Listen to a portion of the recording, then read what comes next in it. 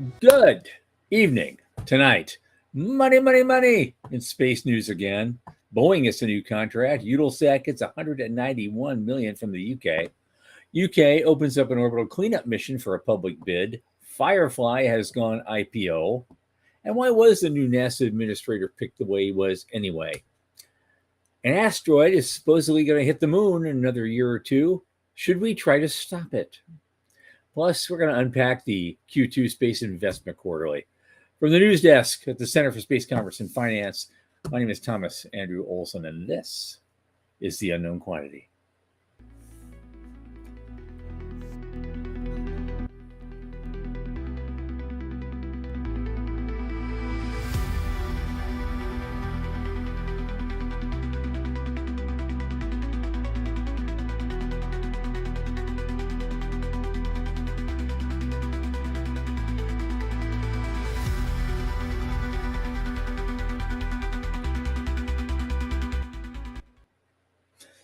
As you know, this program is sponsored by the Center for Space Commerce and Finance. What do we do?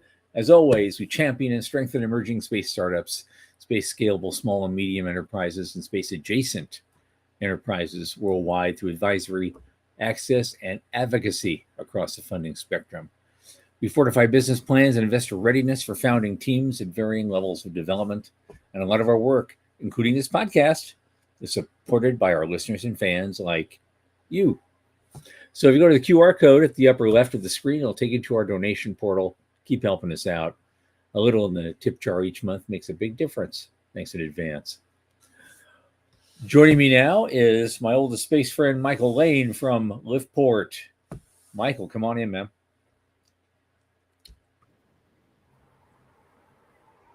Dude. Hey, how's things? What up? There we are. Okay. Yeah. Okay. You were there. I saw you. Everybody saw you. It occurred to me just 1 minute ago. Yeah? No, it occurred to me just 1 minute ago as you were pointing to the QR code up there that our largest audience is now coming in on Spotify that cannot see that QR code.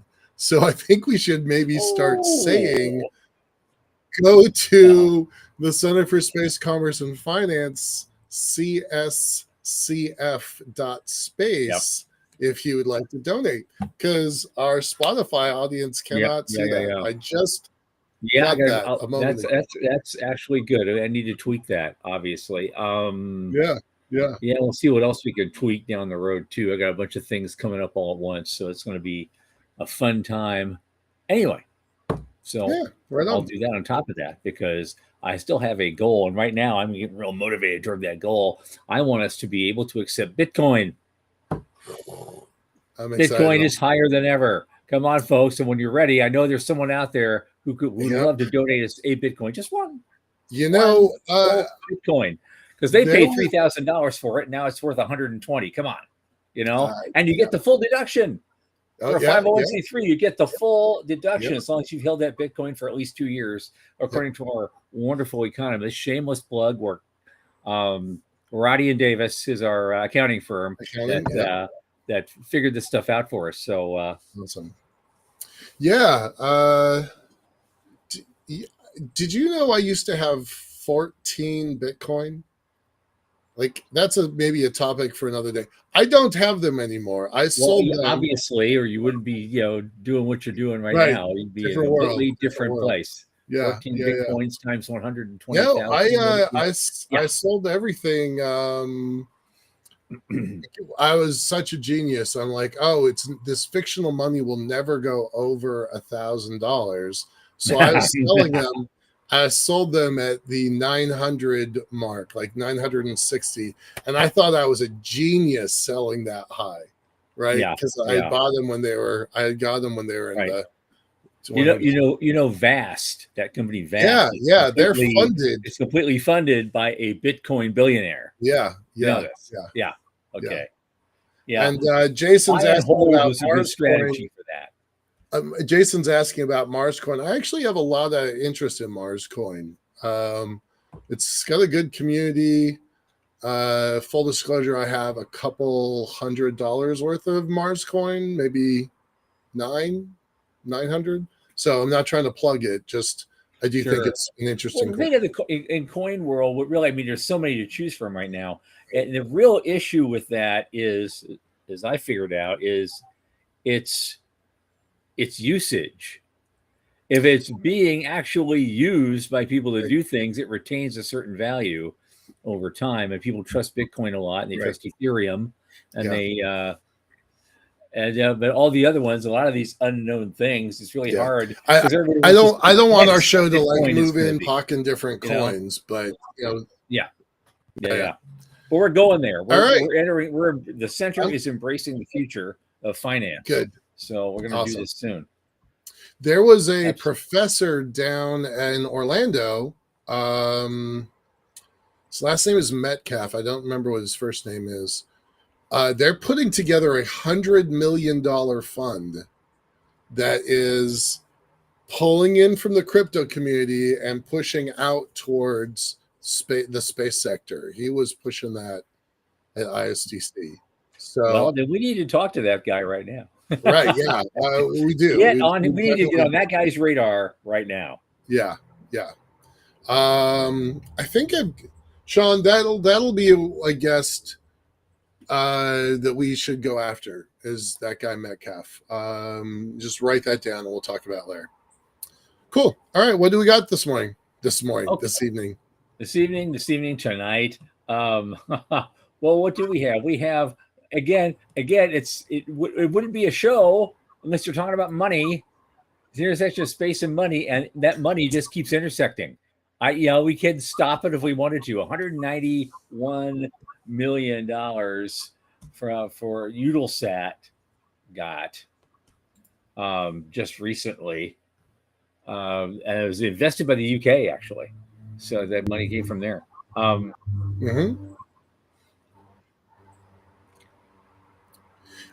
that's pretty huge.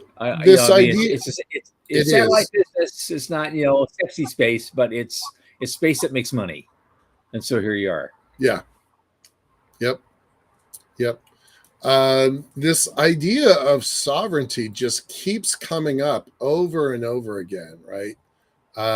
People are trying to build a rival to Starlink, which is funny because Eutelsat has been around since the 80s, maybe.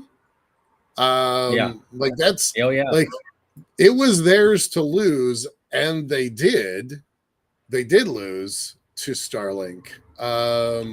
So I think that's pretty interesting. That's old space trying to catch up with new space. Well, there's more to it than that. I've been doing a lot of reading on this week, and it so far, and turns out somebody finally in one of these articles said the quiet part out loud, and they mentioned the words Europe first. Right. Yeah. And so if America first is catching on, all of a sudden they're caught on now going, you know what? We need a little more independence. We need a Europe first, especially on space assets. And so that's why they had that look for the next great generation of launcher. And it's like, like there were 5 of them last week. And now there's one they're really looking at hard. Yeah. Sovereignty. The world is going to start breaking into factions pretty quickly. It's also necessary because OneWeb basically imploded, and this is all the remains of the original OneWeb satellite group. So, and these guys originally wanted a constellation like Starlink, so they were looking for 30,000 or 25,000 satellites. So, I think Europe is trying to kind of figure their own path. Not everybody knows this, but we're so used to GPS in broadcasting to the world. But Europe had to create their own Galileo system. Russia built a system called Glasnost. and China built a system called Baidu, something like that. Mhm. Again, kind of that strategic sovereignty. They don't want to be dependent on American GPS systems. I don't think they want to be dependent on American comm systems. So interesting stuff out there. Yep. Yep. So, but it shows in that kind of investment, even though it's an older company, Yeah. they're getting a refresh. Yeah. And on that topic, right here in the States, Boeing just won a major contract. Another old space company just won a big contract. Space company is trying to be new again to deliver strategic communication satellites. Yeah.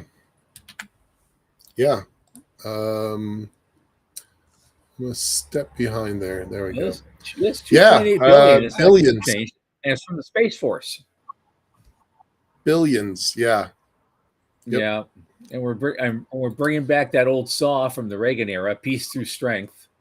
That's making a comeback. Yep. And so that's always going to be more money for stuff like this. So it's a new generation of the same old stuff. I do wonder about this, right? Because we had that big bill that was forced down the Democrats' throat, and it specifically called out $11 billion for Space Force. Is this coincident? Was this in planning from another budget? I really don't know where that money came from, and I'd really like to know. Yeah. Because Space Force was supposed to get a whole bunch of new money specifically to go into what do they call it? Unfunded priorities. Right. They never really said what that new money was going to be used for. No, no, they sure didn't. So we know they're studying, UFO activity on Mars. We don't we don't know. I hope so. No, we don't know. We don't know. I would prefer that over some things. This kills me. Boeing expects to deliver the first satellite in 100 years, 2031. 2031 feels like 100 years from now. It does. It seems. And that's the first satellite. It's made by the same people who built CST 100. Yeah. Yep. I know. So, okay. Okay. Yeah. So forgive me if I don't jump up and down with excitement over this, because I am skeptical. Hey, I'm just trying to dig up some news anywhere I can, man. Yeah. Shoot the messenger. All right. No. All right. Going back to sovereignty here. It's the theme of the last couple weeks. Yeah, the sovereign launch initiative. Remember those guys? Remember last week we talked about there's like 5 companies they were looking at, including the one from the UK, and now they seem to at least point to an outfit called PLD Space as the team to beat. So,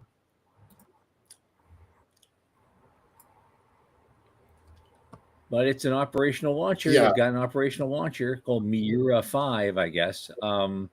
Yep. And that program is already an economic catalyst, they say, involving a network of 397 partner entities. That's cool.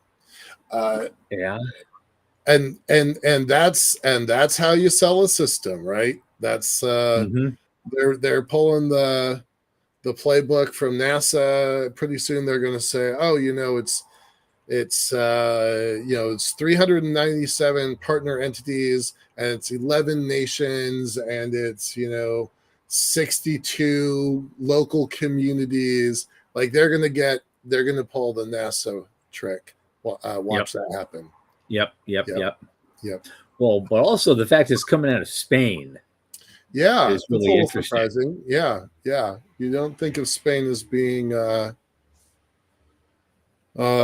space nation. Like there have always been supporters. Hispasat is a really, really big satellite community and downlink station. That's been around a long time. Right. Yeah. but you think of Spain as a supporting nation, mostly to France's Arianespace. So Right. that is interesting. I kind of was that one surprised me a little bit. Yeah, The but then Russians you are know what? first, Last week we saw that Lithuania is muscling its way in there too. right, They want a seat at the table. So right, if Lithuania can do that, well, Spain certainly can. right, exactly. Yeah. So, um, you know, that sovereignty topic is just not going to go away. All Right. right, more sovereignty, although this is not the same.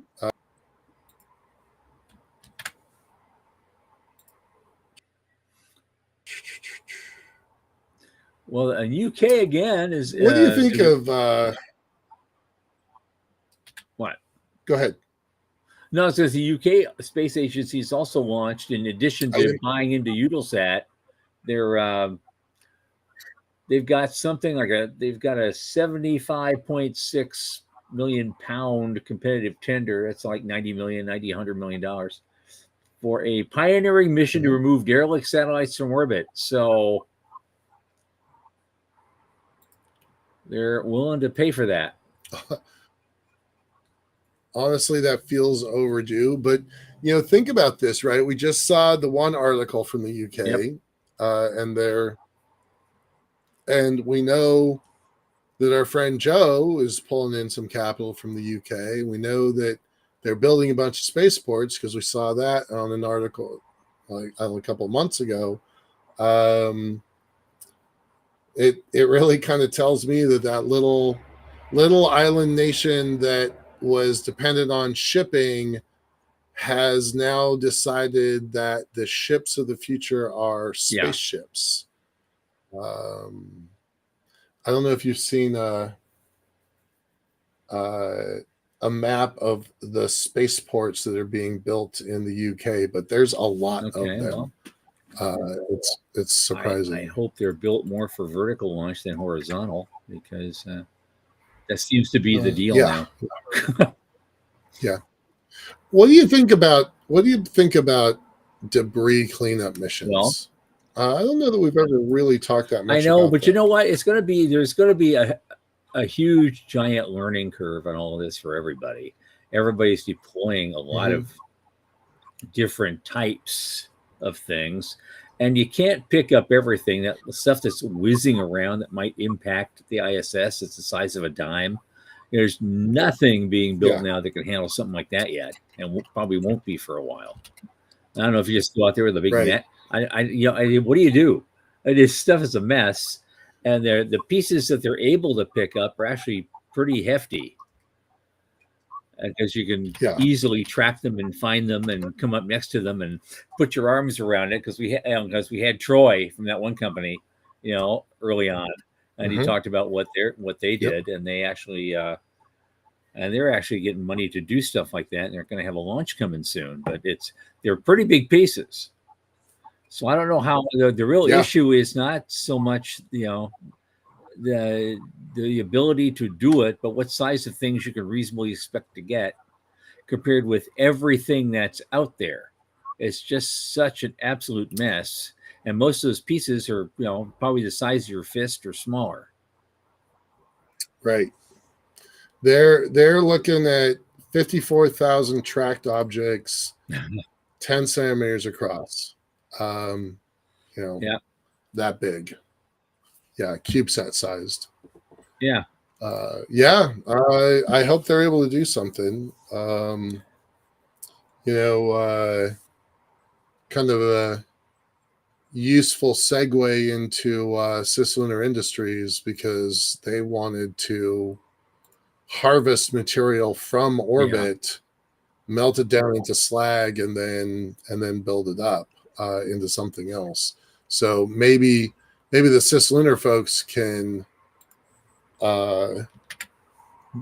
help with some of that random junk up there. I don't know what kind of out of the box thinking we're going to need for this.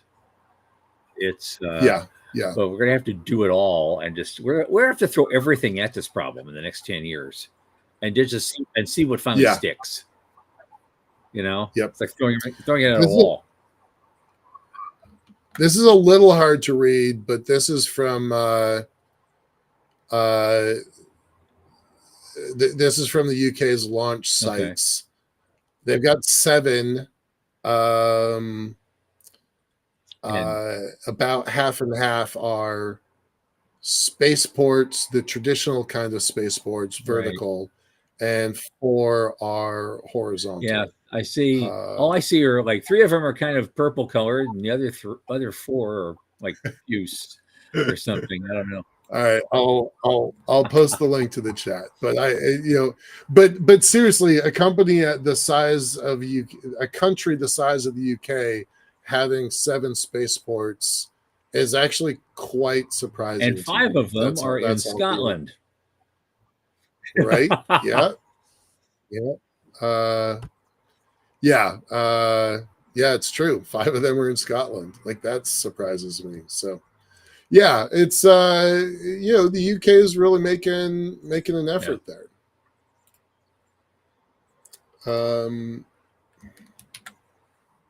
We have a comment in the chat of well, we have 2 comments in the chat. Doug, I'll get to yours in a second.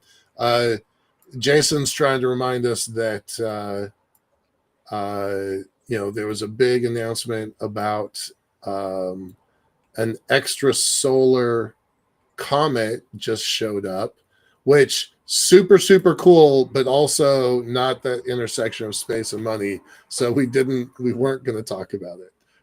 But it is, it's the 3rd known visitor, and I use that intentionally with quotes, from another from beyond our solar system. So I think that's pretty neat.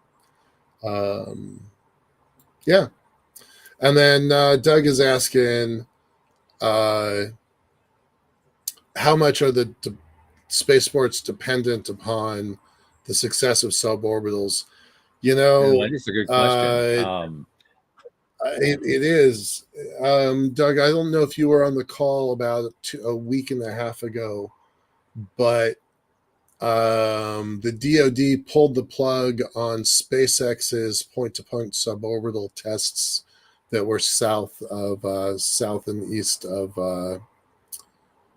an atoll of Hawaii, and so I think that set back point-to-point technology a lot. I think it probably sets back several years by that capricious decision. So we've also noticed that 15, 20 years ago, when there was the first wave of build out of potential spaceports, most of them were being built out to accommodate horizontal launch. And the reality was 10 years later or more, closer to the present day, that most of the more successful outfits out there are all vertical launch. So there's nothing for those horizontal spaceports to do. So the question about, will the new ones in the UK be, depend on outfits like Virgin to be successful? Well, I mean, yes and no. It's because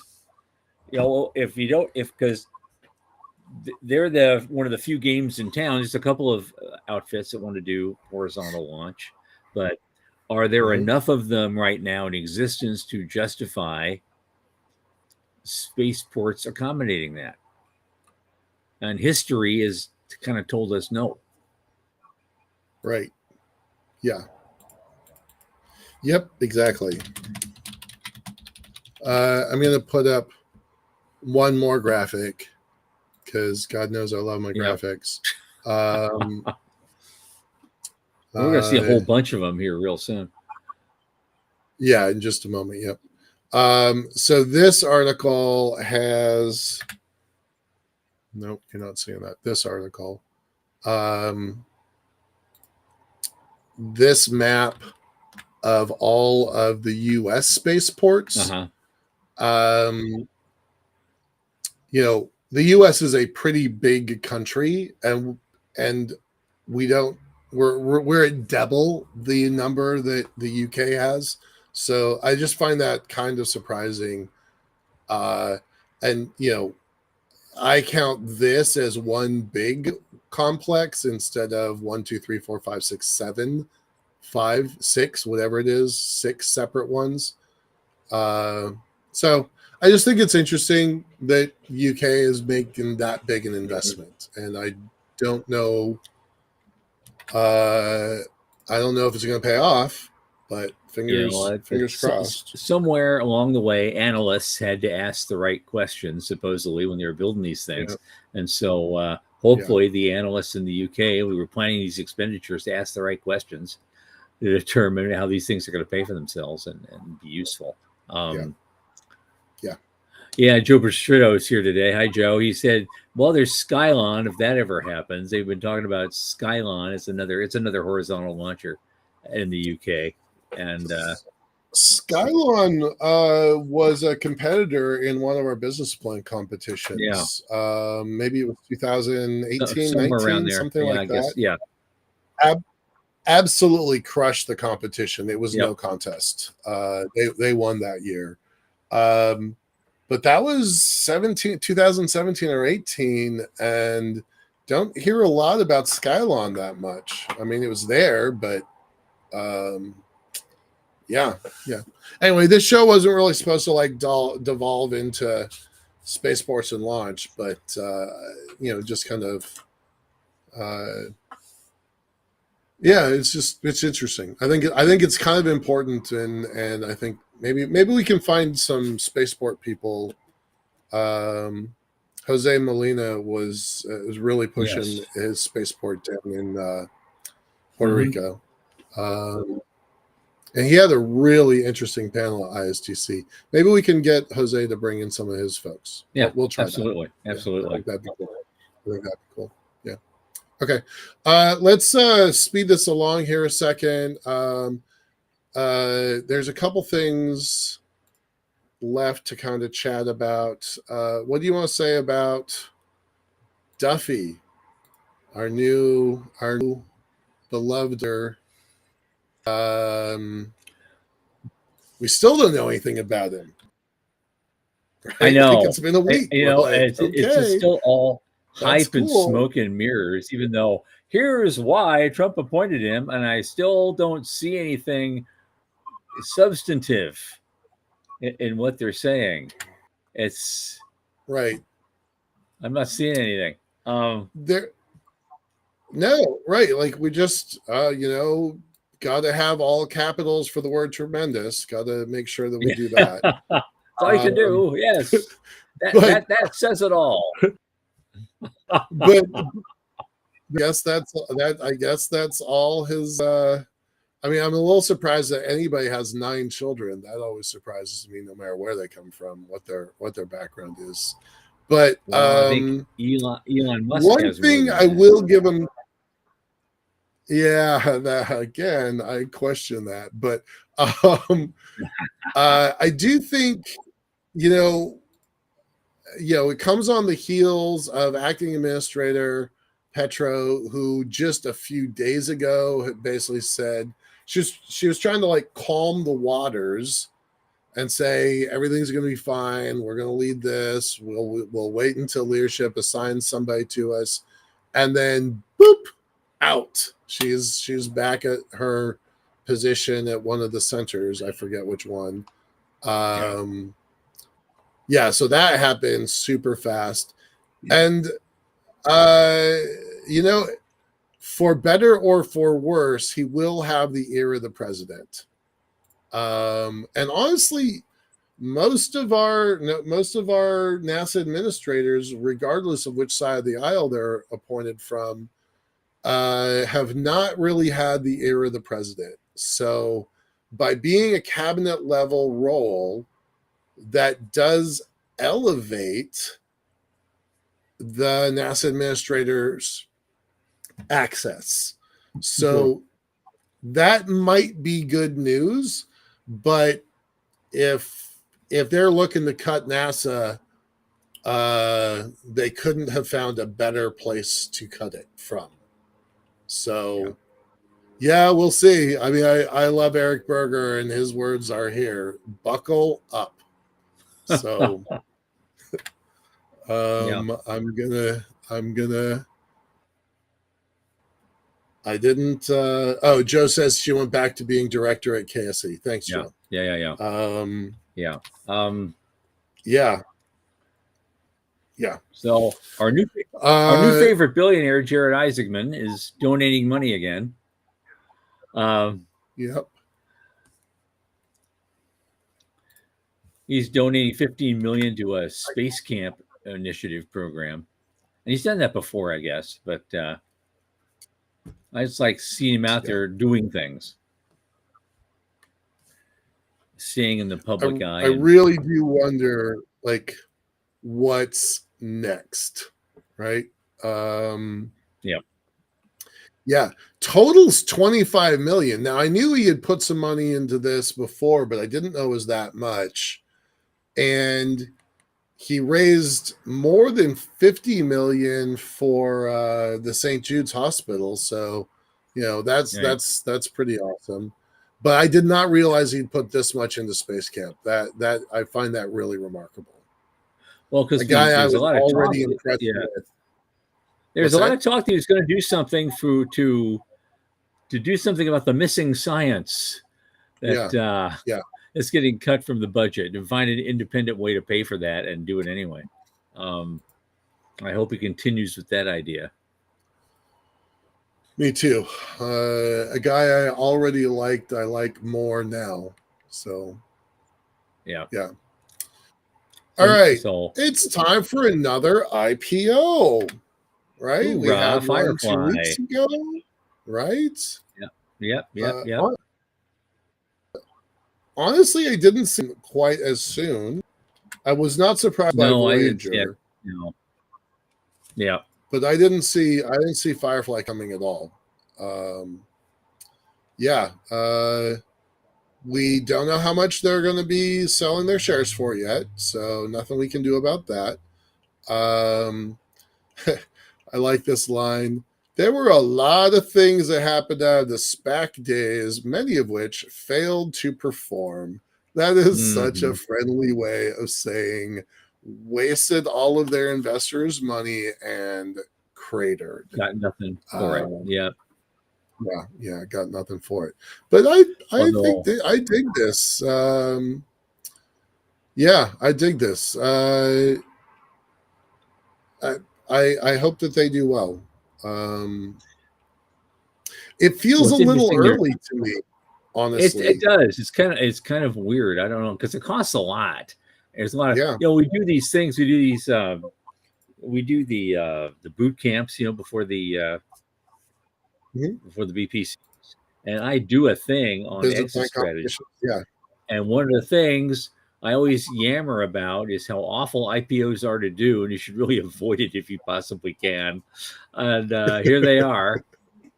Nobody listens to me, and now look what happened. See, that's now look what happened, right? I feel like, okay, great. They've, by one piece of math, they're almost 6 times, almost 7 times their revenues over a year, so that's good. But all that means is they've just lost less money. Right. I know. So why are they doing an IPO now? Because they need to make up the loss. I mean, what's going on? I don't know. I mean, they say they want to cover some debt. That's some of the stuff they want to do, and if they manage their debt load, then they're closer to being profitable. Yeah. They got $175 million in debt. Get this, some of it with a 14% interest rate. Jeez. 136 million at 14% interest rate. So that's got to choke the lifeblood out of any company.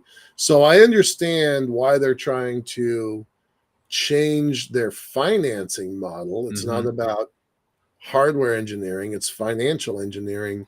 I just don't know that this is the tool that I would take to do that. I feel like you can what kind of down that. What kind of power of positive thinking attitude allowed them to sign up for 13.87% interest to begin with? What kind of bank is like, yeah, let's do $136 million at 14% interest rate? Yeah, Right. it's So, good for them.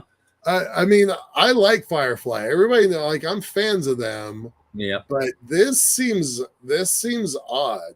I hope they are successful, but I Well, they're have some. claiming, I don't know if they can put this on the books, they're claiming 1.1 billion in back orders Yeah, for their stuff. That's yeah, what's said near the end. yeah. No, they've Yeah. been steady about building hardware. Yeah, yeah. No, they've been steady about hardware. Uh, so we'll see. So seriously, is that we just had Voyager? Is Firefly at the same level of Voyager? I say no. Yeah, I agree. Okay. What are we, Siskel and Ebert now? 2 thumbs down. Yeah, 2 thumbs up. Right, exactly. We're gonna do that, dude. We just invented a new shtick. When any Yeah. when any company goes public, we're like thumbs up, thumbs down. Yeah, we should. Yeah, absolutely. We Yeah, should do yeah, that. Now, yeah. should we stop an asteroid from hitting the moon? Oh, you Is know it more what? dangerous to do that, or is it more dangerous just to leave it be?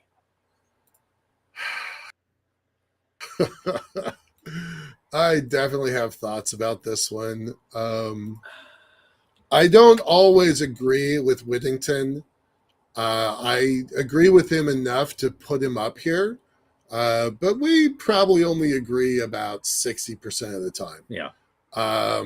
But he does make some interesting points here. Okay, so reminding people, this is the rock that we thought had a chance of hitting Earth. It's only a 3% chance, but that's still a lot. And the amount of energy, because the thing is so big, it would have been way beyond a Hiroshima hit, way beyond. So rightfully, that's a good reason to be concerned. It doesn't look like it's going to hit the Earth anymore, but we don't know for sure and won't know until we get another close approach in 2028. But right now, there's about a 4% chance it's going to hit the moon. Yeah, so it's And not much if it bigger, does, but it's like going to. both of these things could completely fizzle. Right. So is it more dangerous to try to move the thing when we really don't know what the hell we're doing yet? Like if this goes, that could make things worse. Right. Right. Yeah. Because our new NASA administrator, who's been on a reality show, may decide he wants to go.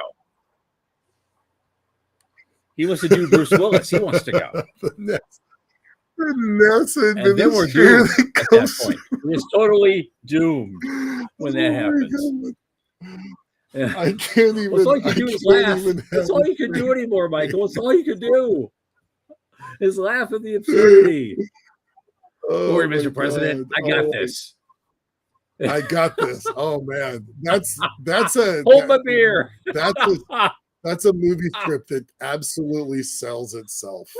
Oh my god, you could just type like 6 prompts into an AI and have a full-blown movie script. And at which point, what we will do, we need to get in there. We need to get in there and get the streaming concession for that. Right. For that kind of thing, because the center would be funded for the next 3 generations if we did Forever. That. Yeah. I wonder if it is going so fast that it is uncapturable. I wonder if it could be captured or if it's just going simply too fast. I think it's too fast to be captured, but I mean, all the other plans we've ever had regarding asteroids was not to capture it, but just to nudge it out of the way. And so this would be another nudge. Oh, yeah. I think a nudge is cool. I wonder, I guess my word is, I'm using the wrong word. I don't think we can capture it, but I do wonder if we could circularize the orbit, give our moon a new mini moon, and that's not entirely hyperbole, Yeah. because I think that some of the mini moons that have been there before would be really interesting targets for asteroid mining. So it's. But I wonder if there's. Considering Go our ahead. history of Mars probes and other things, it seems to me Yeah. if we didn't have bad luck, we wouldn't have any luck at all. So our luck, we tried to circularize that thing around the moon. It would smack right into Gateway as it was being built. Okay.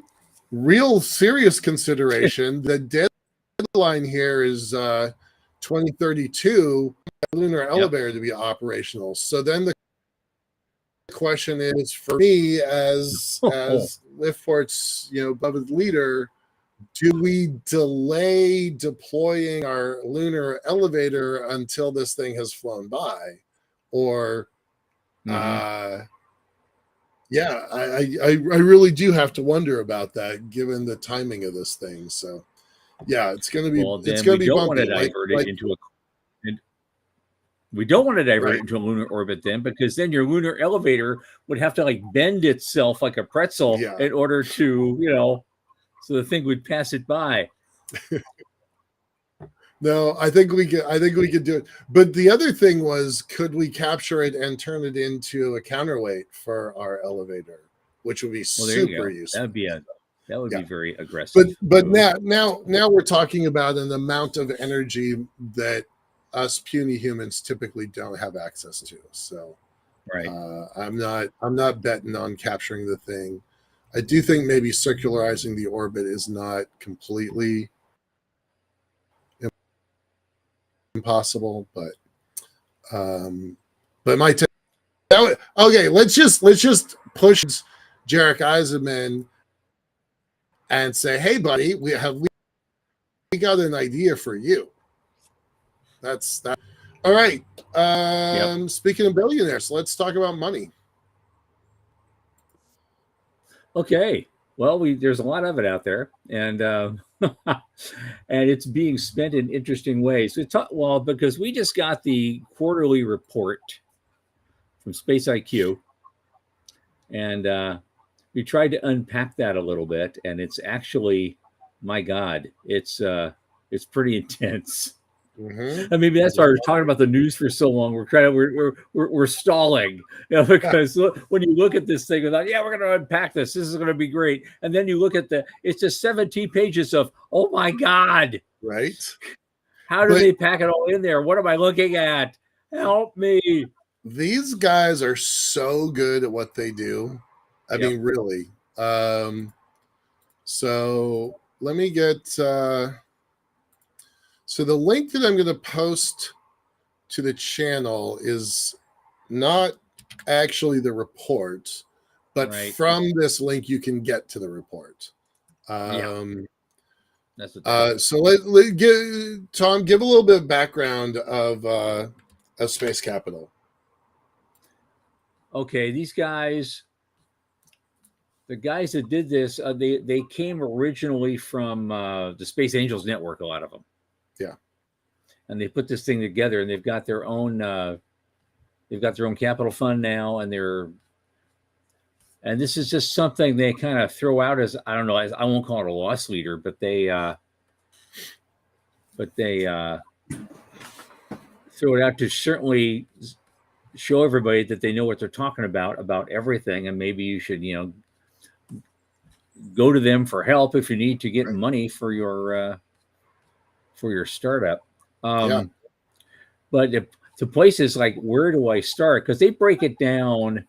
They break things down quarter over quarter, with applications, distribution, infrastructure, mostly. And so,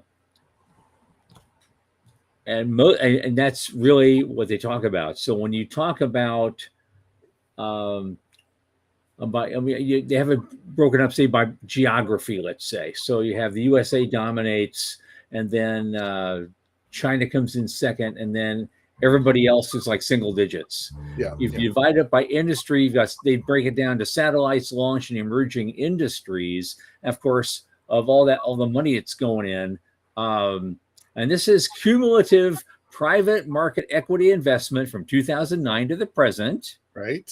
And for satellites alone, it's 307 billion private equity investments just in satellites. Launch is only 40 billion by comparison.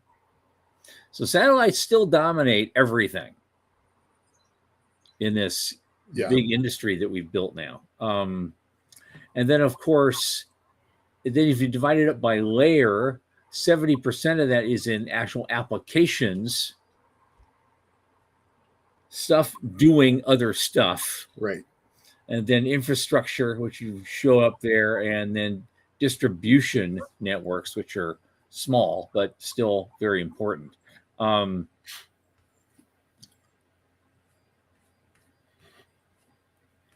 the emerging industries, I like it's interesting, but they have to say that. What's emerging? Well, it's a subset of infrastructure excluding launch and satellite. Right. So now you got to look up, but then they put these companies out there like we're supposed to know what they are. Well, okay, but we do know some of them. I do know what they are. Others I do not know what they are or what they do at all, but they're still raising, 40, 50, 245 million in a series A, B, or C. Well, I point out the Aether Flux and the Reflect Orbital because these are the folks that are trying to do space-based solar power, which boggles me, right? They're getting 20 and $50 million to do big stuff. Xenopower is going to the moon. True Anomaly is going to the moon. Impulse Space, I think they're the ones that just got all the money for in-space transportation. These are the folks that we reported on when we had a $500 million week, and 300 million of it was from Impulse Space. So the emerging market, this is the biggest number I have seen by a lot. Usually it's like, on this side of the comma or the decimal point, right? It's sub billion, 300, 400 million at a time. I've never seen it by itself at that much. 5.2 billion over 3 years. Over 3 years. That's still, you're still in the 3 comma club. Right. Yeah. Year over year. Yeah. So, okay. There was somewhere I saw where some of these companies are raising ungodly sums of money, and but they're way up there. There's a lot of companies. These are not, seed or A or B rounds. They're like E and F rounds. Right. They're doing. Yeah. And they're getting hundreds of millions. Yeah. I don't know if I can find that easily, but here we go. Yeah. When they start to graduate, they're in the big number levels. I'm going to jump back to the beginning here because there's usually something. I didn't see it. Where was it? This is a little bit astounding that it's nearly $8 billion in this quarter alone. Yep. 113 companies. Yeah. I remember a conversation with the chief scientist of Space Force. It should have been about 2019 or so. And the Space Force budget in total was, I think, about 8 billion at that point. It was brand new. It was the first year, and they didn't have much to work with. And I told him that, that was a year when 3 billion was going into industry. 3 billion for the whole year. And I'm like, there's going to be a point where there's more money in private capital in space than there is in government funding. Now, sorry, I was more specific than the DoD side of it. Mm-hmm. But if this carries over Call it $30 billion for the year. Maybe it's not that much, but even if it's 25 billion, that is more money than NASA's budget, and it's more money than the unedited with the big beautiful bill headache.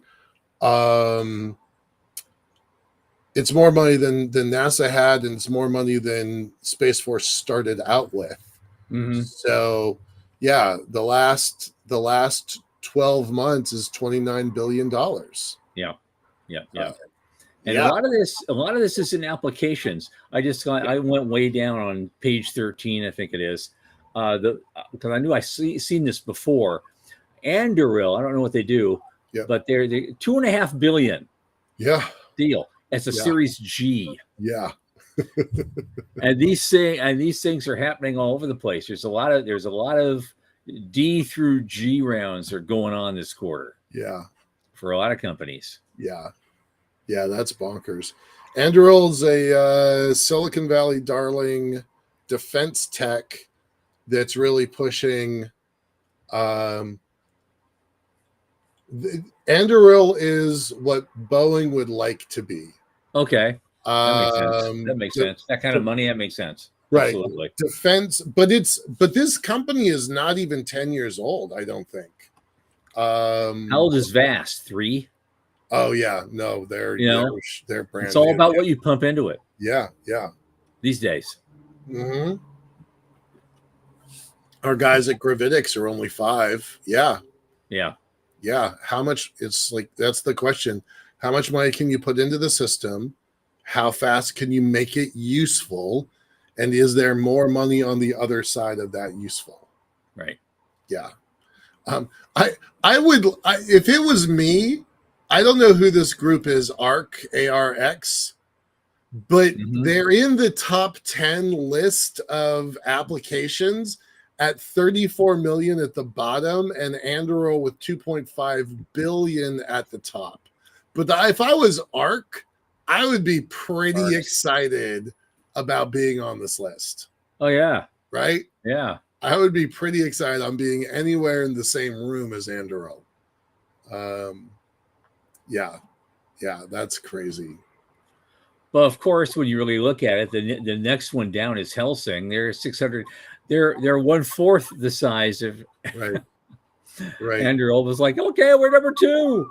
We're number 2. Yay. Right. And it drops fast after that, but they're doing interesting stuff. Specialized hardware and software that utilizes data from space-based assets. Yeah. So. One of these times years ago, Uber could have been on that list, and probably was. Yeah, actually, Uber and Lyft are both in this list in a different place. Jason on the call is talking about Palmer Luckey and his original work at Oculus. So, I mean, he started out fine because he was building the what eventually Meta bought as their Oculus glasses. So he's been in that tech world for a long time, and he knows all the right people. Yeah. And Joe's like, you are what you raise. That's the truth. You are what you raise. That's so true. Oh my God. All right. There's something else I wanted to point out here. Yeah. So this is where I start disagreeing with Space Capital, right? Okay. They're talking about exits and paths to exits, and that's cool. They should, but I don't put Uber and Lyft and DoorDash in the same kind of category of other space projects, and they do. Because it's an application layer, right? Yep. So just by how they define what they're tracking, I think it muddies the waters a lot. I wish they wouldn't do that, but I mean, Jesus. But when you also look at those exits, the average funding raise, it was all IPO. Yeah, all It's almost IPO. all Yep, IPO compared yep, to anything else. yep. Yeah, and it's A little all bit of M&A, but mostly IPO on and everything. it's all applications except for one.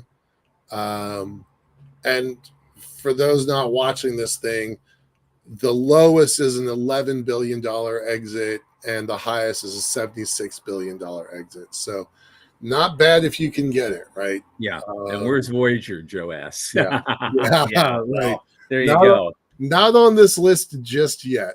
No. Not on the list just yet. What did they? What? No, but they did. So Joe's asking a good question. They got a 3.2 valuation. I think that's what they're. So not in the top 10, but certainly solid, and certainly something to celebrate in the space community. Um, yeah. Oh, this was something they were talking about. Voyager. I lost it somewhere in this article. Let me see if I can find it quick. Because they're talking about the premiums and comparing it. And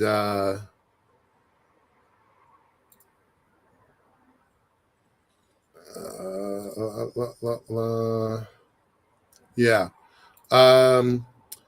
So Voyager came in at a 3.2 billion valuation, and it started the day at a 1.8 with a 12x on sales, right? Mm-hmm. And it ended the day on a 22x on sales, right? So try to compare that to Carmen Holdings that only had a 4x on sales and started out with a and compressed down to an and so Carmen got a 4x in sales, and Voyager got a 12x on sales, jumped to 22x. And then they compare it to Planet Labs from a few years earlier, debuted at a 25x in sales and dropped to only 8. So, like these market caps against sales, they're interesting numbers. They're worth paying attention to. And that immediately makes me think of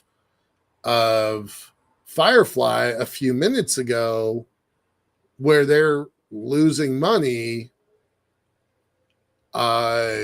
Where are they going to be at the 4x sales, or are they going to be at the 22x sales? Right.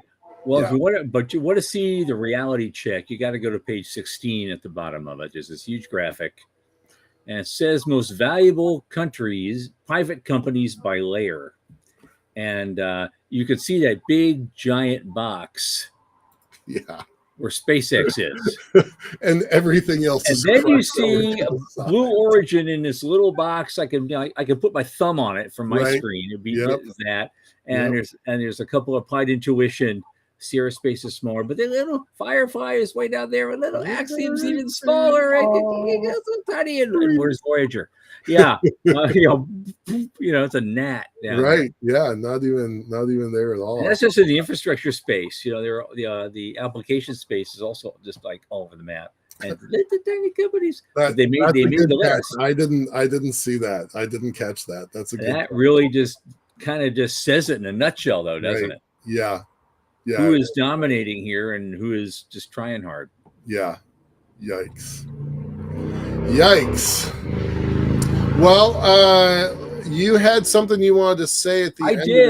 I did. Yeah. I want to end on a weird note, because it's like 3 months ago I did this, and it was fun. It was just a little, I call it a PSA now, a public service announcement.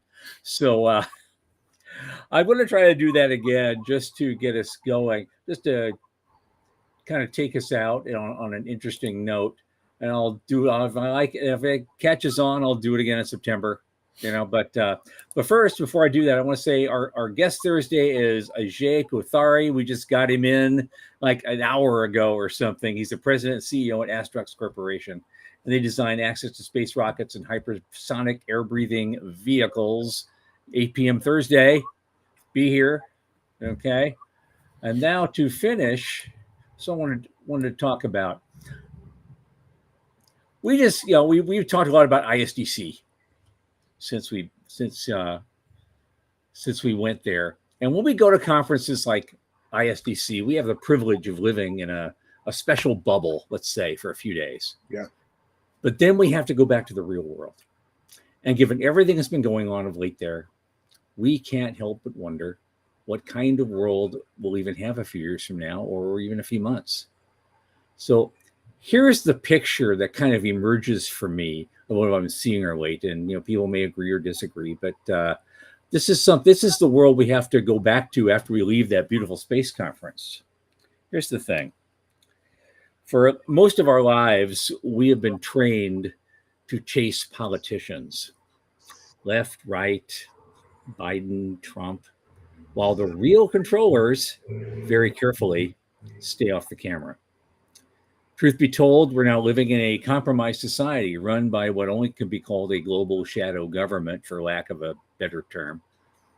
And how do we know this? Well, you can look all around you and see the truth of it for yourself.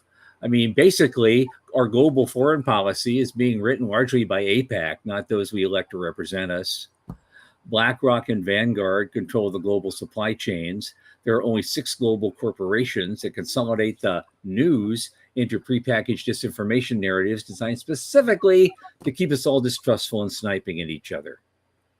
Pfizer is developing things that literally rewrites your cells. Palantir builds the behavior map that they want us to adhere to.